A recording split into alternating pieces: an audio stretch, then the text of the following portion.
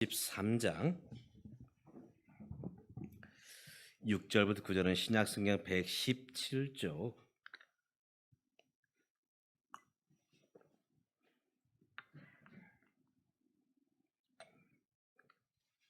제가 짝수절, 여러분이 홀수절 교독하여 읽겠습니다. 이에 비유로 말씀하시되 한 사람이 포도원에 무화과나무를 심은 것이 있더니 와서 그 열매를 구하였으나 얻지 못한지라. 포도원 지기에게 이르되 내가 3년을 와서 이 무화과 나무에서 열매를 구하되 얻지 못하니 찍어버리라. 어찌 땅만 버리게 하겠느냐. 대답하여 이르되 주인이여 금년에도 그대로 두소서. 내가 두루 파고 거름을 줄이니 이후에 만일 열매가 열면 좋거니와 그렇지 않으면 찍어버리소서 하였다 하시니라. 아멘. 지난 주간에는 구정 명절이 있었습니다. 떡국을 먹으면서 우리 보통 이렇게 얘기합니다. 새해 복 많이 받으십시오 이런 말도 하지만 이제 한 살 더 먹었다. 떡국이 한 살을 먹는 그런 어떤 사인, 신호인 것 같습니다. 우리 장로님도 계시고 또 우리 나이 드신 집사님, 권사님도 계시는데 어린 제가 나이에 대해서 잠깐 얘기를 하려고 합니다. 제가 10대, 20대 그때는 참 시간이 안 가더라고요. 마치 영화나 TV를 보면 슬로우 비디오, 천천히 흘러가는 그 시간들. 그래서 10대, 20대는 마치 삶이 슬로우 비디오처럼 느껴졌어요. 그래서 내가 좀 빨리 나이를 먹었으면 좋겠다. 어른이 되고 30이 되고 40이 되고 50이 되고 60이 되었으면 좋겠다. 그런데 요즘은 시간이 왜 이렇게 빨리 가는지, 하루아침 금방 새벽 예배를 드리고 하루를 시작한 것 같은데 벌써 하루를 마감합니다. 그러다 보니 일주일이 금방 지나가고 벌써 2023년 1월 달이 금방 휙 지나갔어요. 이러다가 2023년 1년도 금방 지나가지 않을까.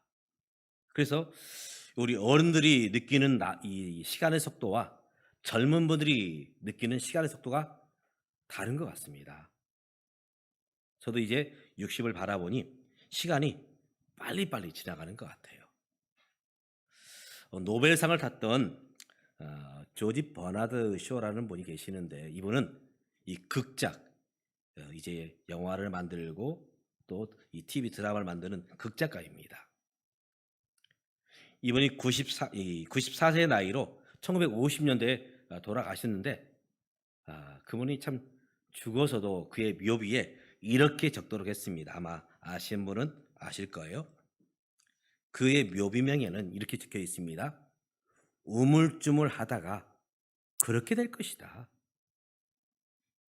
이 짧은 인생길 내가 어영부영 우물쭈물하다가 결국은 그렇게 끝나고 만다. 그러므로 정신을 차려야 된다. 그의 묘비명 앞에는 이렇게 적혀 있습니다. 언젠가도 소개한 적이 있었는데요. 당신이 젊은 시절로 돌아간다면 어떻게 살겠느냐. 다시금 청년의 때로 20대로 10대로 돌아간다면 어떻게 삶을 살겠느냐. 이런 설문조사에 첫 번째가 뭐라고요? 첫 번째는 참 우리나라는 공부에 한이 맺힌 것 같아요. 내가 젊은 시절로 돌아가면 공부를 잘하겠다. 1등 하겠다. 저는 젊은 시절로 돌아가도 공부는 안 할 것 같아요. 왜냐하면 제가 왕년에 공부를 좀 했거든요. 예. 공부를 좀 안 하고 좀 놀고 싶어요. 두 번째로 당신이 젊은 시절로 돌아가면 어떻게 살겠느냐. 젊은 시절로 돌아가면 효도하겠다. 저도 10분 거기에 공감을 합니다.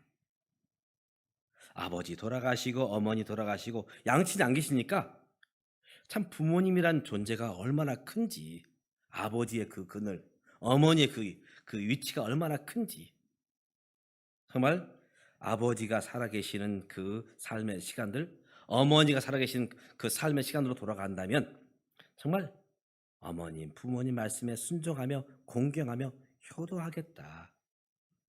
세 번째로, 당신이 젊은 시절로 돌아가면 어떻게 살겠느냐? 자녀들을 잘 양육하겠다. 저도 공감합니다.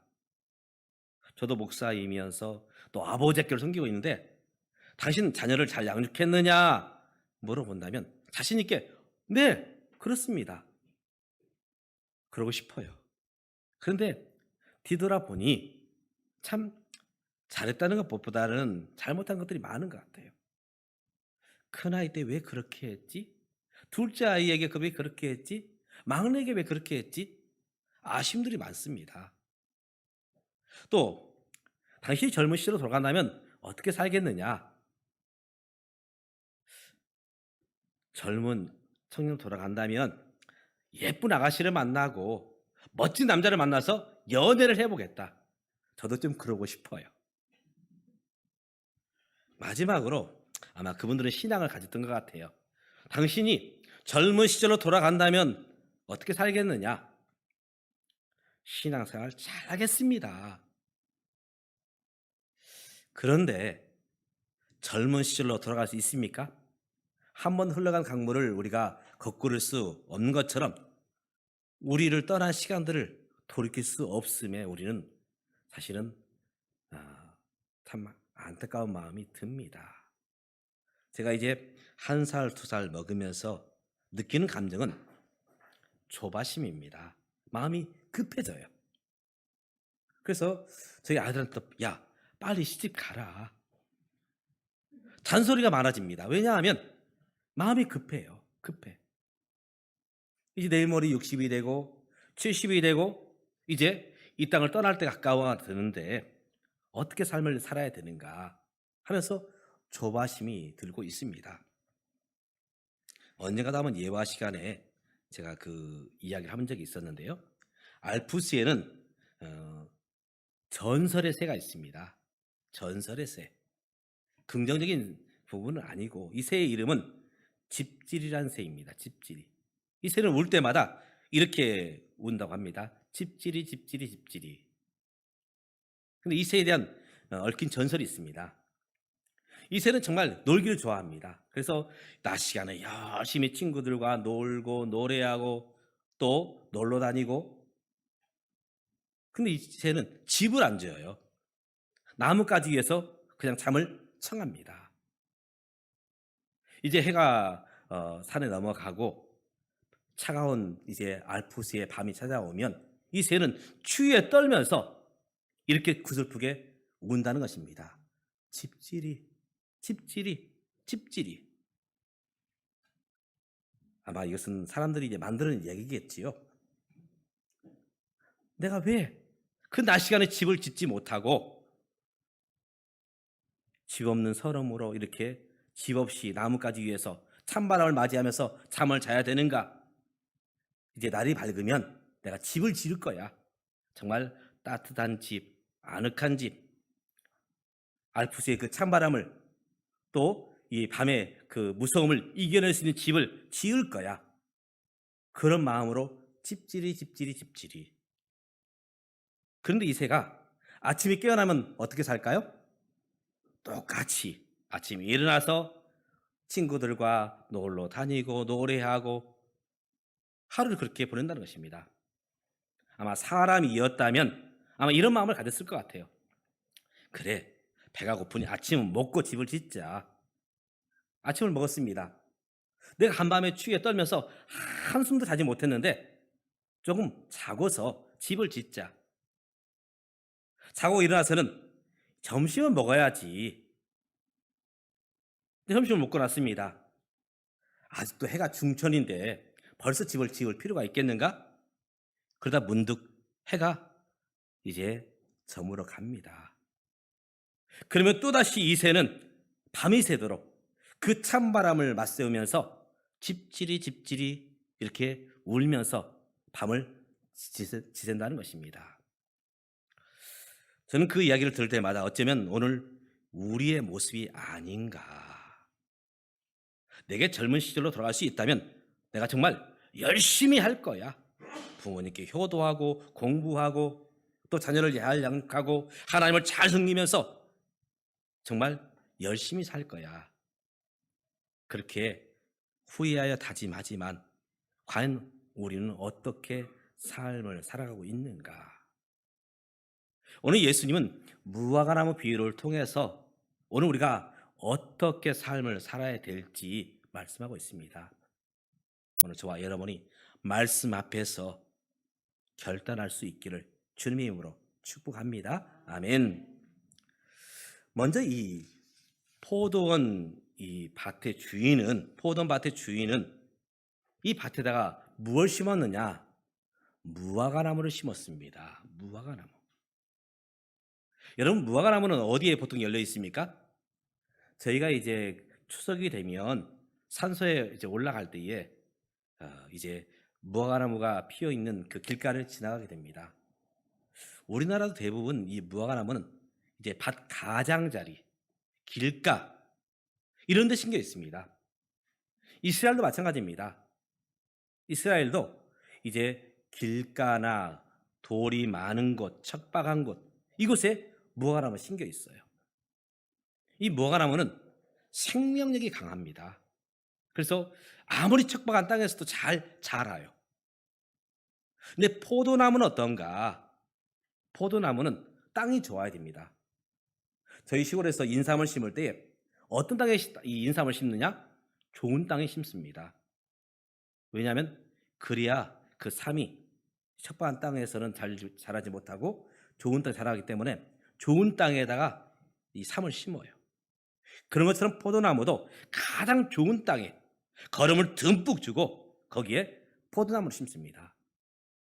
근데 어찌된 영문인지 이 포도원 주인은 무화과나무를 바로 이 포도원에 심게 됩니다. 가장 좋은 땅에 심겨진 것이죠. 그럼 이 무화과나무는 정말 풍성하게 열매를 맺어야 될 것입니다. 왜냐하면 좋은 땅에 심겨졌고 특별히 이 과원직이 관리인을 두어서 그것들을 관리하겠습니다. 이스라엘은 강수량이 적기 때문에 이제 비가 오지 않으면 물을 길어와서 이제 그 나무를 살려야 됩니다. 과원직은 열심히 물을 퍼와서 이 무화과나무를 위해서 이제 물을 부어서 물이 부족하지 않도록 해줍니다. 또 봄이 되면 거름을 듬뿍 넣어서 이 나무가 잘 자랄 수 있도록 해주죠.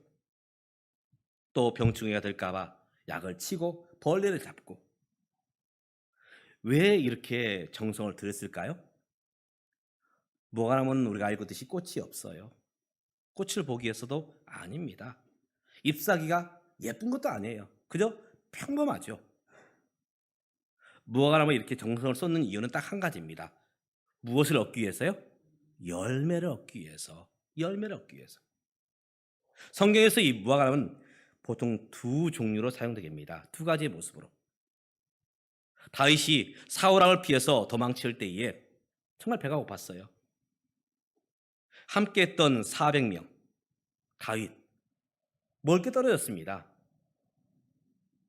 이때 나발에 취했던 아비가일이 급히 무화과나무 이제 그 반죽을 통해서 과자를 만들지요.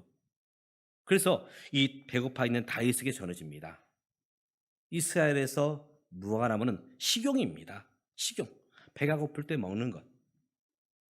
저희도 이제 추석 때에 산소에 올라갈 때에 무화과나무를 따먹습니다. 그러면 약간 허기를 면할 수가 있어요.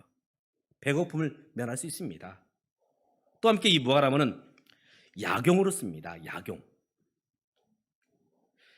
왕이었던 히스기야 왕이 병들어 죽게 됩니다. 아마 오늘날로 말하면 악성종기, 암이었던 것 같아요. 이제 당신은 죽게 될 것이다.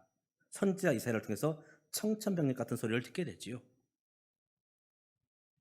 그때에 그가 하나님을 향해서 기도합니다. 오직 벽만 바라보고 기도를 해요. 하나님, 나를 불쌍히 여겨 주십시오. 할 때에 하나님의 선지자 이사야를 통해서 이렇게 말씀하십니다. 너는 무화과나무 반죽을 이겨서 그 종처에, 그 환부에 바르라. 그랬더니 이 히스기야 왕이 이 악성 종기에서 나음을 잊게 됩니다. 바로 약으로 사용했던 것이 바로 무화과나무이죠. 하나님은 오늘 우리를 바로 무화과나무처럼 쓰기를 원하십니다. 음식이 되고 약이 되고, 아마도 이런 모습으로 주인은 무화과나무를 심었고 그것을 가꾸었던 것입니다. 오늘 하나님은 저와 여러분에게 사명을 주셨습니다. 하나님의 자녀, 하나님의 백성, 하나님의 종. 그 이유가 뭘까? 바로 이 땅에 하나님의 그 구원의 소식을 듣지 못해서 죽어가는 이들에게 영혼의 양식, 예수 그리스도를 알려주기 위해서 저와 여러분을 바로 세우신 것이죠. 또 함께 우리를 바로 이 병든 세상, 주님을 알지 못하고 죄 가운데서 죽어가는 이 땅의 생명들을 구원하기 위해서 바로 저와 여러분을 이 땅에 세우신 것이죠. 사랑하는 믿음의 가족 여러분, 저와 여러분이 일생을 살아갈 때에 하나님의 뜻 가운데 삶을 살아갈 수 있기를 주의 이름으로 축복합니다. 그런데 문제는 이 무화과 나무가 열매를 맺지 못했다는 것입니다. 3년이 지났습니다. 열매를 맺어야 할 시기가 3년이 지났어요. 그 주인의 마음이 어떠할까? 기대를 가지고 온갖 정성을 쏟았지만 이 무화과나무는 열매를 맺지 못하고 있습니다. 그래서 오늘 과원지기를 불러서 이제 찍어버리라, 찍어버리라, 그런 명령을 하고 있지요. 왜 이 무화과나무가 열매를 맺지 못했을까요? 거름, 영양분이 없어서요? 아니요. 가장 좋은 땅에 심었고 이제 과원지기를 두어서 거름을 주도록 했습니다. 병충해가 있었기 때문에요? 아닙니다. 과원지기가 끝까지 관리를 했지요. 물이 없어서요? 계속 물을 퍼다 부었습니다. 그럼에도 불구하고 열매를 맺지 못하고 있습니다. 그 이유가 뭘까? 마태복음과 이제 마가복음에서는 그 이유를 말하고 있습니다. 입만 무성했다. 입만 무성했다. 저는 이 농사를 짓는데 농사 잘 몰라요. 고구마를 저희가 매년마다 심습니다. 근데 조금 알 것 같아요. 가을이 되어서 이 고구마를 캐보면 고구마 많이 맺혀 있지 않아요. 그 이유가 뭘까? 그래서 제가 농사의 전문가인 우리 장로님이나 우리 권사님이나 여러분 물어봤더니 같은 얘기를 하시더라고요. 여름이 되어서 잎이 무성할 때 고구마 순을 어떻게 하라고요? 많이 따주라고. 그리고 이제 가을이 접어들 때 고구마 순을 낫으로 쳐주라고. 왜 그럴까요? 그래야 영양분이 잎으로 가지 않고 어디로 가요? 고구마 알맹이로 가기 때문에.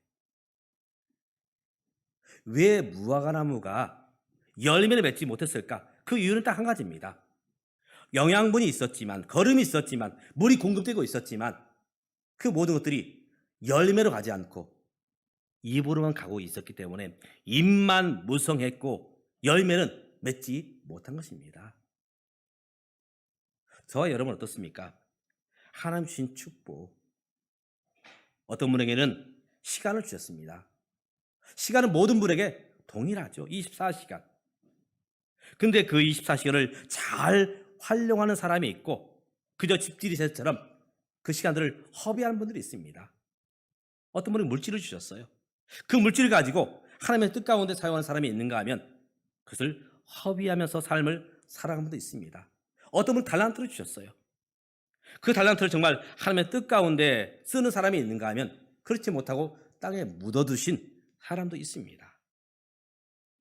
하나님이 내게 주신 그 축복과 은혜와 선물들을 어떻게 쓰고 있는가? 어떻게 쓰고 있는가? 제가 고등학교 때 고사성, 참 저는 고사성을 좋아하는데요. 이런 얘기가 제가 들어본 적이 있습니다. 소년이로 학란성하니 일총각은 불가경이라. 소년이 금방 늙어지기 때문에 촌음을 아껴 쓰라. 그런 얘기죠. 우리 시간이 우리를 기다리지 않습니다. 저도 10대, 20대일 때는 영원히 젊을 것이다. 나는 늙지 않을 것이다. 근데 벌써 이제 새치는 40대부터 나왔고요. 벌써 이제 60을 바라보며 달려가고 있습니다. 저도 저희 아이들에게 얘기합니다. 지금 이렇게 준비해야 돼. 나이 먹어서 준비하려고 하니 이미 기회는 없어. 저도 그 이야기를 저희 부모님께 들었고, 형님에게 들었고, 누님에게 들었고, 선배들에게 들었습니다. 그런데 그때는 그 이야기를 깨닫지 못했어요. 기회를 놓치고 나니, 아, 그것이 기회였구나. 하나님이 주신 기회였구나. 이제야 깨닫습니다. 오늘 무화과나무는 바로 하나님이 주신 그 기회를 허비하고 만 것입니다. 그것도 2배나. 왜냐하면 다른 이 과실나무들은 1년에 한 번 열매를 맺습니다. 그런데 무화과나무는 1년에 2번 열매를 맺어요. 6월 달에 한 번, 9월 달에 한 번. 그럼에도 불구하고 그 무화과나무는 무려 6번이나 기회를 놓치고 만 것입니다.